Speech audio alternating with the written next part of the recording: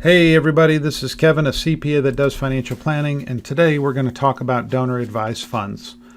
Now, this is a way to give more.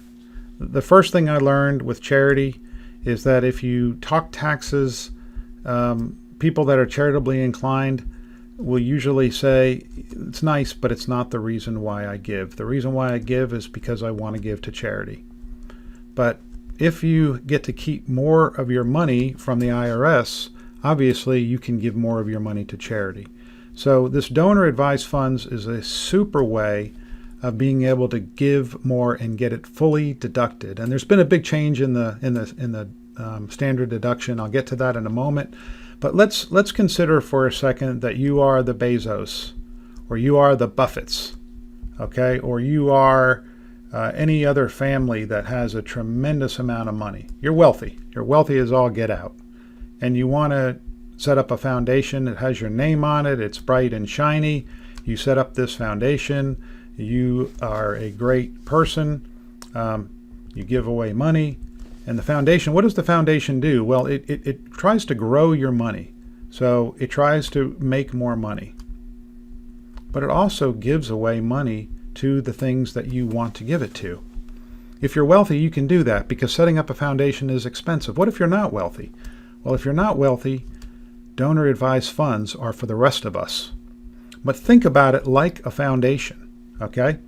So in the example that I'm going to use, I'm going to talk about giving out $10,000 a year to your favorite charity. So we skip all this nonsense and we give $10K directly to the charity.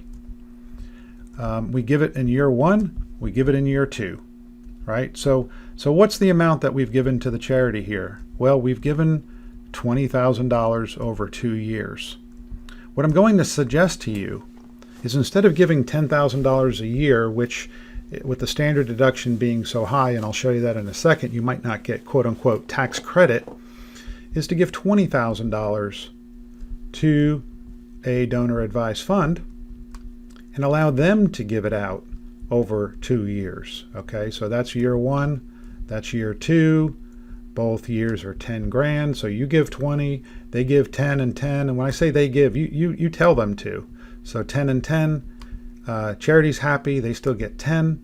You still get your deduction for 20, but you get this deduction all in 1 year. It's just a big 1 year you get to itemize because you gave away this money to the donor advised fund. One of the things that confuses people is when you give money to a charity, you say that's a 501(c) organization. I understand they give me a receipt, but a donor advised fund, even though Schwab, Fidelity, and other companies have these, it's a 501(c) as well. So you hand the money over, they give you the receipt, and then you tell them when to give the money to your charities. So let's now pop into what is a standard deduction. I promise this is not difficult, I promise. A standard deduction is how much money you get to take off from the income that you make, okay? This is married filing jointly. So it's gone from $12,700 in 2017 now to $24,000.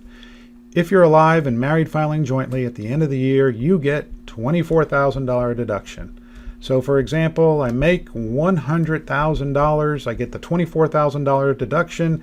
I don't have to pay taxes on the 100. I pay tax only on 76,000. This is a good thing.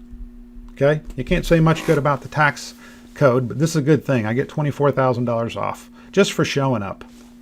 Okay, so let's say that you go to your CPA now and you say, I spent $10,000 on mortgage, I spent this amount of money on tax, I gave this amount of money away.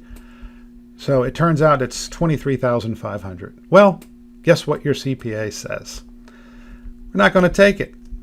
We have the standard deduction just for showing up. Thanks for all that documentation. We're taking the higher one. That's a smart thing. Do you want to take the higher one or the lower one? Of course you're going to take the higher one. There's actually a button on the tax return software, by the way, where you can go ahead and itemize anyway. But I think, well, anyway, I won't get into the intelligence of that. But maybe there's a reason someday. So let's say the next person, they spend $1 on some ad valorem tax, okay? $1. Well, when I say they, it's husband and wife because they're married filing jointly. Okay, so what do they get? They still get the $24,000 deduction. Now you say that's not fair. We spent $23,500. They spent $1. We each end up in the same place. Well, that's the tax code.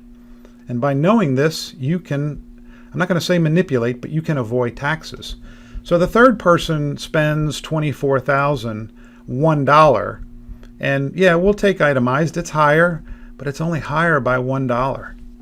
And then the fourth person spends 40 and 24. Of course, they're going to take the 40, not the 24. So just as a reminder, real quick, what we're going to be doing here, as opposed to yearly sending money to the charity, we're gonna front load this and take the tax deduction in all 1 year. Here's the math to prove that it works. Okay. Let's see if I can get down to the next level. Here it is. Okay, year 1. So we're giving $20,000 to the Donor Advised Fund. See if I can write D-A-W. Okay, Donor Advised Fund. We're giving the money away. We get the deduction. Mortgage $10,000, tax $10,000, $40,000. We're going to take the itemized deduction of 40. Okay, that's what we're going to do. We're going to take 40. In year 2, we give 0. Mortgage 10, tax 10, $20,000 itemized. We end up taking the $24,000. Or we could have done 10, 10, 10, which is 30. We'll take 30. 10, 10, 10. We'll take 30. But in the way that we did this, we get a full charitable deduction, because 1 year we're losing 4, the other year we're gaining 4,000. So now what happens to the charity? Well, the charity is here. In the first year, the Donor Advised Fund gives $10,000 to the charity. In the second year, you gave nothing. They give another $10,000 to the charity. Again, you get to deduct it. Now, this is smart planning. There's a small fee for the Donor Advised Fund. Charlie and I, Leading Edge Financial Planning, we don't charge anything for this. We don't get any commissions on this. This is just a way, and I would call it a free way to save money. That might be a little too much because some work has to be done, but we're willing to do all the work for you. We filled these forms out before. We're happy to help. And just contact us if you're interested at all about these. So thanks so much for watching. Kevin, a CPA that does financial planning with Leading Edge Financial Planning. Thank you.